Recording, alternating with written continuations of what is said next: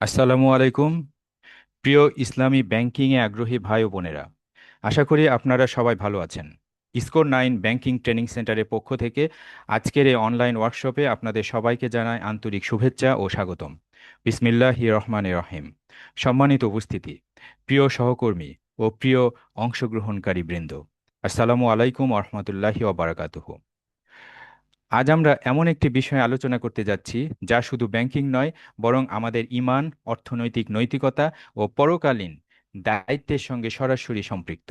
আজকের আলোচনার বিষয় ইসলামী ব্যাংকের বিনিয়োগ ও মুনাফা সত্যি কি তার ঋণ ও সুদের বিকল্প। এটি একটি প্রশ্নবোধক শিরোনাম, কারণ আমরা আজ কোনো স্লোগান দিতে আসিনি। আমরা এসেছি বিশ্লেষণ করতে, যাচাই করতে এবং আত্মসমালোচনা করতে। প্রথমে একটি মৌলিক প্রশ্ন: ইসলামী ব্যাংক কি শুধু সুদের নাম বদলে মুনাফা করেছে, লোনের নাম বদলে ইনভেস্টমেন্ট করেছে, নাকি সত্যি চুক্তি ভিন্ন, ঝুঁকি ভাগাভাগি ভিন্ন, দায়িত্ব ও নৈতিকতা ভিন্ন? এই প্রশ্নের উত্তর খুঁজতেই আজকের আলোচনা।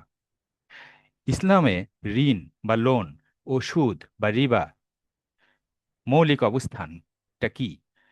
ইসলামে ঋণ বা কর একটি ইহসানমূলক কাজ। ঋণের ওপর কোনো অতিরিক্ত শর্তযুক্ত লাভ সম্পূর্ণ হারাম। আল্লাহ তাআলা বলেন, আল্লাহ সুদকে হারাম করেছেন এবং ব্যবসাকে হালাল করেছেন। সূরা আল বাকারা 275। অর্থাৎ ঋণ যোগ নির্দিষ্ট লাভ মানেই সুদ, যা হারাম। ঝুঁকিহীন গ্যারেন্টিযুক্ত রিটার্ন হলো সুদের বৈশিষ্ট্য। তাহলে ইসলামী ব্যাংক কি করে? ইসলামী ব্যাংক তাত্ত্বিকভাবে বলে, আমরা ঋণ দেই না, আমরা বিনিয়োগ করি। এই বিনিয়োগের ভিত্তি মুশারাকা, জয়েন্ট পার্টনারশিপ, মুদারাবা, ক্যাপিটাল লেবার পার্টনারশিপ, বাই মুরাবাহা, কস্ট প্লাস সেল, বাই মুয়াজ্জাল, ডিফার্ড পেমেন্ট সেল, ইজারা, লিজিং কন্ট্রাক্ট, ইস্তিসনা, ম্যানুফ্যাকচারিং অর কনস্ট্রাকশন কন্ট্রাক্ট, সালাম, অ্যাডভান্স পেমেন্ট সেল ইত্যাদি। এগুলো সবই ব্যবসায়িক চুক্তি, ঋণ নয়। তত্ত্ব অনুযায়ী বিনিয়োগ ও মুনাফার বৈশিষ্ট্য: ইসলামী বিনিয়োগে মুনাফা নিশ্চিত নয়, ক্ষতির সম্ভাবনা উভয় পক্ষ বহন করবে। মুনাফা হবে ব্যবসার ফলাফল ভিত্তিক, আগে থেকে ফিক্সড রিটার্ন নির্ধারণ করা যাবে না। এই চারটি বৈশিষ্ট্য থাকলে তা ঋণ নয়, তা সুদ নয়, তা শরিয়া সম্মত ব্যবসা। কিন্তু বাস্তব চিত্র কি বলছে? এখানেই শুরু আসল প্রশ্ন। বাস্তবে আমরা দেখি, প্রায় সব বিনিয়োগেই ফিক্সড রেট ঘোষণা করা হয়। ব্যাংক বলে এই স্কিমে 9% বা 10% সম্ভাব্য মুনাফা। ক্ষতির দায় কার্যত ব্যাংকের নয়। গ্রাহক ব্যবসা না করলেও বা ব্যবসার ক্ষতি হলেও কিস্তি দিতে হয়। প্রশ্ন হলো, এটি কি ঝুঁকি ভিত্তিক বিনিয়োগ নাকি নিরাপদ ঋণের পুনরাবৃত্তি? বায়মুরাবাহা, ব্যবসা নাকি ছদ্ম ঋণ?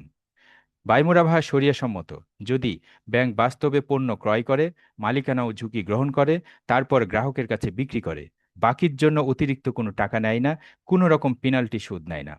কিন্তু বাস্তবে ব্যাংক পণ্য দেখেও না, ঝুঁকি বহন করে না, শুধু কাগজে চুক্তি হয়, আর পণ্য বিক্রি মূলত কাগজে ব্যবসার আকারে দেখানো হয়।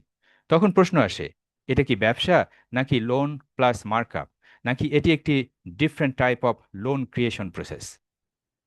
মুদারাবা ডিপোজিট, লাভ আছে ক্ষতি নেই।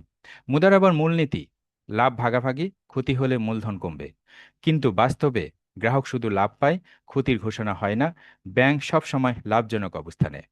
তাহলে কি আমরা মুদারাবার সুফল নিচ্ছি কিন্তু দায়িত্ব দিচ্ছি না? তাহলে কি ইসলামী ব্যাংক ব্যর্থ? না, এক কথায় বলা যাবে না। সমস্যা ইসলামী ব্যাংকিং দর্শনে নয়, সমস্যা বাস্তবায়নের দুর্বলতায়, শরিয়া গভর্নেন্সের ঘাটতিতে, নৈতিক সাহসের অভাবে। আমরা চাই ইসলামী ব্যাংক হোক ঝুঁকিহীন, কিন্তু ইসলাম চায় ঝুঁকি ভাগাভাগি, ন্যায়ভিত্তিক, লাভ এবং স্বচ্ছতা ও জবাবদিহিতা। সমাধানের পথ কি?